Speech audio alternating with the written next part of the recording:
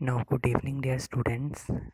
Today, I am Aniket Gupta, teacher biology, going to teach you the first chapter of biology of class 9th, that is the fundamental unit of life, cell. So, let's start. As we all know that all the biotic components of the environment include all forms of life from minute bacteria to towering gate sequoias. But at the microscopic level, all the living organisms are made up of the same basic unit, the cell.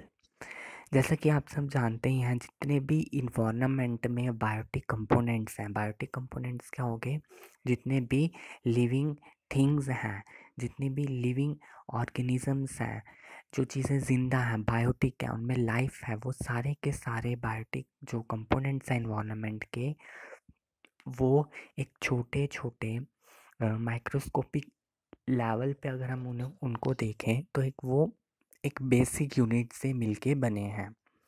और उन basic unit को हम क्या बोलते हैं? Cell. क्या बोलते हैं? सेल। नाउ अब हम इसको स्टार्ट करते हैं। इसका इंट्रोडक्शन सबसे पहले हम देखें इस चैप्टर की। तो ये सेल आया कहाँ से, उसके बारे में हम डिस्कस करते हैं। तो 1665 का ईयर था। उस ईयर में रॉबर्ट हुक नाम के साइंटिस्ट ने क्या किया, एक कॉर्क लिया। कॉर्क जो है एक सब्सटेंस है जो हमें प्लांट से मिलता है। जो प्लांट होता है, जब ट्री बन जाता है, वो उसकी बार्क जब वुडी हो जाती है, डार्क ब्राउन कलर की हो जाती है, तो वहाँ से एक सब्सटेंस निकलता है जिसको हम बोलते हैं कॉर्क। और वो कॉर्क जो था उस टाइम पर उस एयर में यूज़ किया जाता था बॉटल्स के कैप बनाने के लिए। जो बॉटल्स के कैप होते हैं, ढक्कन होते हैं, वो बनाने के लिए। तो वो जो रॉबर्ट हुक था, वो एक साइंटिस्ट था। और साइंटिस्ट जो होते हैं क्यूरियस होते हैं किसी भी चीज़ को जानने के लिए, ये कैसे बना क्या। तो उसने कॉर्क लिया और उसके थिन थिन स्लाइसिस काटे, पतले पतले स्लाइसिस काटे उसने। और उनको कट करके उसने वो देखना था कि ये चीज़ बनी किससे है। ये माइक्रोस्कोपिक लेवल पे देखना था उसने कि इसका ये चीज़ जो कॉर्क है ये बना कैसे है, इसका स्ट्रक्चरल अरेंजमेंट कैसे है। तो उसने अपने ही द्वारा बनाए गए सेल्फ डिज़ाइन माइक्रोस्कोप में क्या किया, उसने उसे देखा। जो आपको यहाँ पे फिगर यहाँ पे दिख रही है, रॉबर्ट हुक्स माइक्रोस्कोप, ये उसने उसके द्वारा बनाया गया माइक्रोस्कोप था। और इस माइक्रोस्कोप में उसने वो थिन स्लाइसेस जो थी कॉर्क की वो देखी। जब उसने वो देखी, उसको क्या दिखा? He saw the honey comb like structure. जो स्ट्रक्चर्स उसको वहाँ पर दिख रहे थे, वो एक हनी कॉम्ब, जैसे मधुमक्खी होती है, मधुमक्खी का जो घर होता है, बी हाइव जिसको हम बोलते हैं या हनी कॉम्ब बोलते हैं, तो वो भी इस तरह के स्ट्रक्चर्स देता है। छोटे छोटे कंपार्टमेंट्स हमें उसमें दिखते हैं, छोटे छोटे रूम्स होते हैं, छोटे छोटे ब्लॉक्स होते हैं। तो उसको ये सारे दिखने लगे और उसने बोला कि मुझे हनी कॉम्ब लाइक स्ट्रक्चर दिख रहा है। किसने बोला? रॉबर्ट हुक ने। 1665 में रॉबर्ट हुक ने एक अपने ही सेल्फ डिजाइन माइक, तो उसको इस तरह से हनी कॉम्ब लाइक स्ट्रक्चर दिखे। तो तब ना तो उसको कुछ समझ आई कि मुझे एक्चुअली देखा क्या है। उसने सिंपली बोला कि हनी कॉम्ब लाइक स्ट्रक्चर दिख रहे हैं और ये छोटे छोटे इसमें क्या है, कंपार्टमेंट्स हैं, छोटे छोटे क्या है, रूम्स हैं, स्मॉल स्मॉल रूम्स हैं। उसने उन जो से वहाँ पर छोटे छोटे ब्लॉक्स कंपार्टमेंट्स दिख रहे थे, उसको उसने स्मॉल रूम का नाम दे दिया। और फिर स्मॉल रूम जो था एक टेक्निकल लैंग्वेज नहीं थी, एक टेक्निकल वर्ड हमें साइंस बायोलॉजी में किसी भी चीज़ की जब डिस्कवरी करते हैं तो हमें एक टेक्निकल वर्ड देना पड़ता है। तो स्मॉल रूम जो था वो एक टेक्निकल टर्म नहीं थी कि वो हम इस स्ट्रक्चर को एक्सप्लेन कर सके।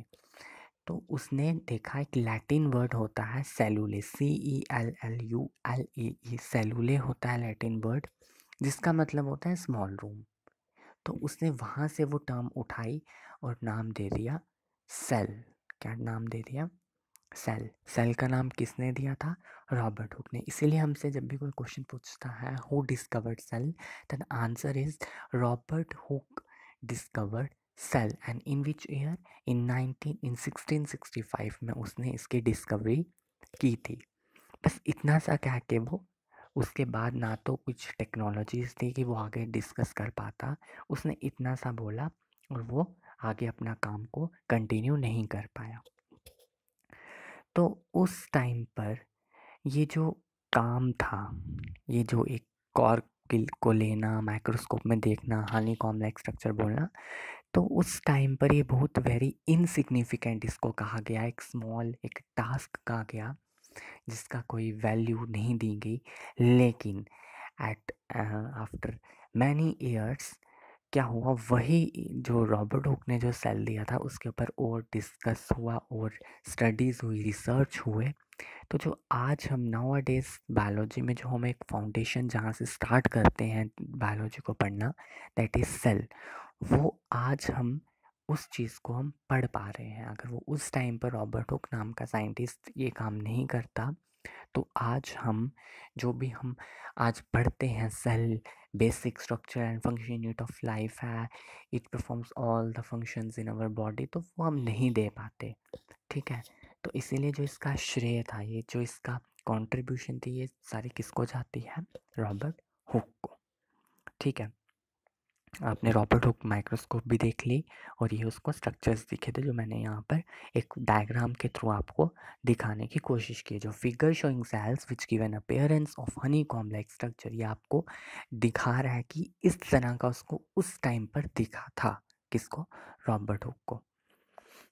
सो नाउ तो discovery of cell as we have discussed कि 1665 में रॉबर्ट हुक ने की थी। He observe that just like honeycomb organisms are also composed of small compartments. He named these compartments as cells. उसने इन compartments को क्या नाम दे दिया? cells. तो अब एक सेल थ्योरी आती है। क्या आती है? Cell theory.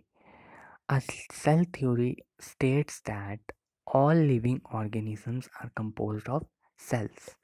सेल थ्योरी बोलती है कि जितने भी ऑर्गेनिजम्स हैं, जितने भी ऑर्गेनिजम्स हैं, वो सारे के सारे ऑर्गेनिजम्स सेल से मिलकर बने हैं। किससे मिलकर बने हैं? सेल से। सेल ही जो है वो एक फंडामेंटल यूनिट है लाइफ का। लाइफ जो लिविंग ऑर्गेनिज्म की जो ज़िंदगी है वो स्टार्ट कैसे हुई? सेल से। अगर सेल नहीं होता तो आज हम भी नहीं बनते। हमारी बॉडी भी एक सेल से मिलके बनी है। वही सेल जब जब ग्रुप्स में जुड़े, क्लस्टर्स में जुड़े, तो they form a organism, they form a living organism और biotic component of the environment. Biotic components में प्लांट्स आते हैं, एनिमल्स आते हैं, माइक्रो ऑर्गेनिजम्स आते हैं, वो सब जो लिविंग है। ठीक है, तो लास्ट नेक्स्ट पॉइंट क्या था उसका? All new sales come from pre existing cells. जितने भी सेल्स हैं वो सारे के सारे प्री एग्जिस्टिंग सेल से आते हैं। मतलब कि जो न्यू सेल्स बनते हैं वो पुराने वाले सेल से ही न्यू बनते हैं। ठीक है, जो पुराने सेल्स होते हैं उनमें मॉडिफिकेशंस होती हैं और वो मॉडिफाई होकर एवोल्यूशन के थ्रू वो न्यू सेल्स बनते हैं। प्री एग्जिस्टिंग से मीन जो पहले से एग्जिस्ट कर रहे थे उन्हीं में ही मॉडिफिकेशंस हुई और न्यू सेल्स बने। So this is cell theory और हमने डिस्कवरी ऑफ सेल पढ़ लिया। In another lecture we will discussing the history of cell, कि सेल की एक पूरी हिस्ट्री है, पूरा इतिहास है कि कैसे एक एक प्रिमिटिव जो हम प्रिमिटिव थ्योरीज थी जो रॉबर्ट हुक प्रिमिटिव टाइम की स्टडीज़ से लेकर मॉडर्न टाइम के स्टडीज़ को सारा जोड़ा गया है। और फाइनली हमें बताया गया कि जो आज हम एक डिटेल स्ट्रक्चर पढ़ते हैं सेल का, वो आया कहाँ से, वो किसने किया, कौन कौन से साइंटिस्ट उसमें इन्वॉल्व थे। तो ये हम नेक्स्ट लेक्चर में पढ़ेंगे।